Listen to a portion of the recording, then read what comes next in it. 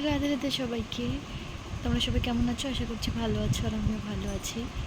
আজকে হচ্ছে গিয়ে রবিবার, আর আজকে সকালে একটু তাড়াতাড়ি উঠেছিলাম, কারণ ভীম ভাইয়া আর ভাবি এসেছিলেন বাড়িতে।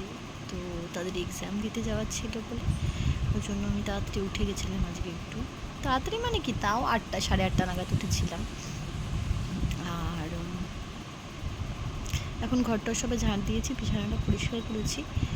ঘর এখনও গোছানো হয়নি, রান্নাঘর পরিষ্কার আছে। এখনও রান্নাবান্না কী করবো কি না করবো সেটা আমি এখনও জানি না। চলো সারাদিন কি করি সেটা আমি তোমাদের সাথে চেষ্টা করবো শেয়ার করার, আর সাথে থাকো, দেখতে থাকো। কি করব ভাবতে ভাবতে আমি আমার জামা কাপড় গুলো দেখছিলাম যে আলমারিটার কী অবস্থা। দেখো, এর থেকে মনে হয় কাচরাখানাও অনেকটা ভালো থাকে। এটার অবস্থা এতটাই খারাপ হয়েছিল, আসার পর থেকে ভাবছিলাম গোছাবো, কিন্তু হয়েই উঠছিল না। আর দিদি টিদি ছিল বলে আমার এটা হয়ে ওঠেনি। তো আজকে ফাইনালি আমি এগুলোকে বার করে গোছাতে চলেছি। একে একে সব জিনিসপত্র আমি ছড়িয়ে ছিটিয়ে নিয়ে এবার ভাবছি কোথায় আমি কি রাখবো, যেন আমি দিশে পাচ্ছি না কোথায় কোনটা রাখলে সুবিধা হবে। সেটা যেন আমার মাথায় আসছিল না। যেটা কোথাও গুছিয়ে রাখি তার পরক্ষণে দেখি কি সেটাই আমার বেশি প্রয়োজন পড়ে যায়। হয়তো কোনোটাকে একটু আড়ালে রাখলাম, দেখলাম তার পরের দিন ওটাই আমার দরকার পড়ছে। এটা ভেবেই আমার যত অসুবিধা। তো যাই হোক, সুবিধা গুছিয়ে তো রাখতে হবেই। এই সব জামা কাপড়গুলোকে এবার আমাকে ঠিক করতে হবে।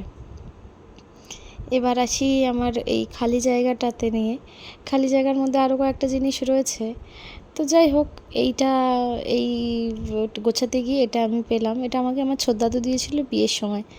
জিজ্ঞাসা করেছিল, দাদু ভাই তুমি কী নেবে? তোমার ছোটোবেলার বেশিরভাগ পুতুল খেলনার জিনিস আমাকে আমার ছোটদাদুই এনে দিত, যেমন দাদু ঠাম্মিরা হয় আর কি। তো সেরকমই আমারও এনে দিতে বললো। আমি বলছিলাম আমার কিছু লাগবে না। তখন বলেছিল, কেন দিদিভাই লাগবে না কেন?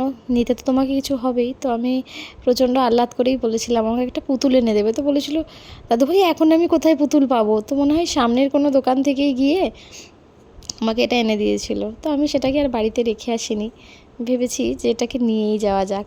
তো আমি অন্যান্য জিনিসের সাথে সাথে এটাকেও আমি নিয়েই এসেছিলাম। অনেকক্ষণ ধরে এইসব পাট করে আমি আমার জামা কাপড়গুলোকে টাঙিয়ে রাখতে পেরেছি ফাইনালি। অন্যভাবে রাখলে আমি খুঁজে পাই না, খুব সমস্যা হয় এটা খুঁজতে গিয়ে ওঠা। তো সিঙ্গেল হ্যাঙ্গারগুলোর থেকে মনে হয় এই যে অনেক কটা রাখার জায়গা থাকে, এই হ্যাঙ্গারগুলো কিছুদিন আগে নেওয়া হয়েছিল। তো সেগুলোর ভেতরে আমি জামা কাপড় রাখলে আমার মনে হয় বেশ সুবিধা। মানে যেই ক্যাটাগরির চুড়িদারগুলো থাকে সেগুলোর মধ্যে রাখলেই মনে হয় বেশ ভালো। আমার আলমারির ভেতরে আমার যতগুলো কুর্তি থাকবে, আর শাড়িও বুঝি মানে এক আধটাই হয়তো অন্য কালারের। দেখলেই বুঝতে পারবে যে আমার কাছে বিশেষ এরকম কালারিং কোনো চুড়িদার নেই, সবই এরকমের। তারপরে আমি যে মুড়ি আর তরকারি খেলাম, অনেক দিন আমাদের ওখানকার খাওয়া হয় না। তো আমি এটা খেতে বসেছিলাম।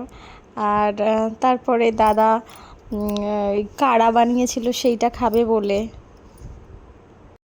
আর ওই কাড়াটা অনেকক্ষণ ফোটাতে লাগে, ওই জন্য ওটা বসানো ছিল। বাসন কোসন গোছানো হয়ে গেছিলো, আর আমি রান্না করেছিলাম ডাল ভাত। আর কারণ আমাদের হঠাৎই প্ল্যান হয়েছিল একটু বাইরে যাওয়ার। দেখা যাক এখন কি হয়। যদি আমি বাইরে যাই বা বাড়িতে থাকি, সব কিছুই তোমাদের সাথে শেয়ার করবো। সাথে থাকো, দেখতে থাকো। আমি রেডি হয়ে গেছি, আর এই কুর্তিটা পরেছি। ওরা এখনও আসেনি, ওরা এসে পৌঁছালে তারপর আমরা দুপুরে লাঞ্চ করতে যাব। আর লিপস্টিকটা মনে হচ্ছে অনেকটাই ডার্ক হয়ে গেছে। চলো ঠিক আছে, লাগানো হয় না, ভাবলাম চলো আজকে একটু ডার্ক কালারের লিপস্টিকই লাগানো যাক। যাই হোক, কোথায় যাচ্ছেন পরে আবার তোমাদের সাথে শেয়ার করছি, সাথে থাকো। তারপরে দাদা বৌদি চলে আসার পরে আমরা এখানে খেতে চলে এসেছিলাম। এখানে আমি খেয়েছিলাম পনির, অ্যাজ ইউজুয়াল, সাওনে আর কি খাওয়া যাবে। তো তারপর ওখান থেকে খাওয়া দাওয়া করে তারপর আমরা চলে এসেছিলাম একটু বিশালে, একটু বাটাতেও ঢুকেছিলাম। সেখানে গিয়ে আমি ক্লিপ নিতে ভুলে গেছি। তো তারপর ওখান থেকে আমরা রওনা হয়েছিলাম একটু ঘুরতে যাব বলে। এই ঘুরতে যাওয়ার একটাই জায়গা, দেখো এখানকার অ্যাটমসফিয়ারটা কত ভালো লাগছে। যখন বাড়ি থেকে বেরোই তখন এই প্ল্যানটাই হয়েছিল, খাওয়া দাওয়া হয়ে গেলে একটুখানি ঘুরেই আসবো, কারণ এখানে অনেক হাওয়া দিচ্ছে। আমি দুদিন ধরেই আসছি, দুদিন। তো তারাও জানে যে ওয়েদারটা বেশ ভালো, এখানে বেশ ভালো লাগবে। এই যে এসে আমরা এখানে বসে রয়েছি। অন্যদিন বলছিলাম না একটু বসা যায়, আজকে আমরা ফাইনালি বসেই গেছি দুজন মিলে, আর ওরা দুজন দাঁড়িয়ে রয়েছে। मम्मी ये कितना अच्छा लग रहा है।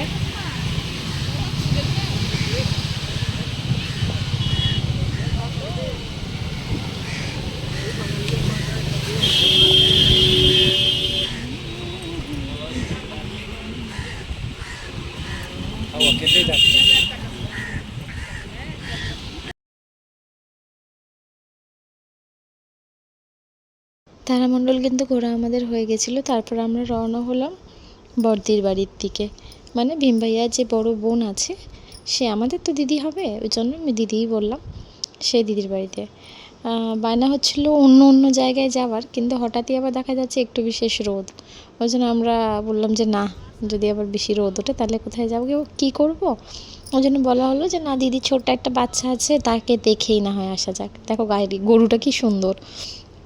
তো যাই হোক, তো তাকে দেখবার জন্য গেলাম। দেখো এই রাস্তাটা কিন্তু একটু অন্য রাস্তা, মানে আমরা সচরাচর যে রাস্তা দিয়ে যাতায়াত করি সেটা কিন্তু নয়, এটা একটুখানি ভেতর দিকে বলতে গেলে। দিদির বাড়িটা একটু অন্যদিকে, মানে গোরখপুরের মেন সিটির থেকে একটুখানি অন্যদিকে। মাঝখানে জঙ্গলটা দেখো কত বড়। এখানে জঙ্গল টঙ্গলও বেশ ভালো আছে, গাছপালা কিন্তু অনেক দেখা যায়, এমন নয় যে গাছপালা একদম নেই। দেখো অনেকটা বড়। ওই পাশ থেকে যখন ঘুরে আসছিলাম তখন আমার দেখতে বেশ ভালো লাগছিলো, কারণ এত সবুজ খুব কম দেখা যায়, কিন্তু এত সবুজ গাছপালা। তো যাই হোক, এইসব দেখতে দেখতে আমরা দিদির বাড়ি যাচ্ছিলাম। তার মাঝখানে আমাদের অন্যান্য আরও সব আমরা ভাবছিলাম যে আরও অন্য কি কোথাও যাওয়া যায়, আর কিছু কিছু জায়গায় ঘুরতে যাওয়ার প্ল্যানিংও করছিলাম। তো যাই হোক, এইসব গল্প করতে করতে আমরা দিদির বাড়িতে চলে এসেছি। এই যে এই ছোট্ট সেই বাচ্চাটা, এই বাচ্চাটাকে দেখতেই আমরা মেনলি এসেছিলাম। তো এখানে সবাই মিলে খেলাধুলা করছিল, যেহেতু দাদা মামা হয় ওই জন্য ওর গাড়ি ঠাড়ি নিয়ে চালাচ্ছিল, আর গল্প টল্প করছিলাম, আমরা আড্ডা দিচ্ছিলাম। তো এই ক্লিপটা আমি নিচ্ছিলাম, আমাকে বারণ করছিল, এটা কিন্তু আবার তুমি ক্লিপে দেবে নাকি, এরকম বলছিল। তো যাই হোক, এখানে বসে অনেকক্ষণ আড্ডা টাড্ডা দিয়ে, দিদির একটা মেয়েও আছে জানো তো, খুব সুন্দর মেয়েটা, মানে খুব সুন্দর, মানে খুব খুব ধীর স্থির কথা বলে, খুব ভালো কথা বলে, খুব মিষ্টিভাষী। তো তারপর আমি বাড়ি চলে এসেছিলাম। তারপর বাড়ি চলে আসার পরে এইসবে বসেছিলাম। তো ভিডিওটা আর বাড়াচ্ছি না, কারণ রাতে বাইরে থেকে খাবার আমরা খেয়েছিলাম বললে, ওই জন্য আর ভিডিওটা এখানেই শেষ করছি। ভিডিওটা ভালো লাগলে লাইক, শেয়ার, কমেন্ট আর সাবস্ক্রাইব করে দিও, পাশে থাকা বেল আইকনটাকে প্রেস করে দিও, যাতে যে কোনো ভিডিও নোটিফিকেশান তোমাদের কাছে যায়। রাধে রাধে, খুব ভালো থেকো।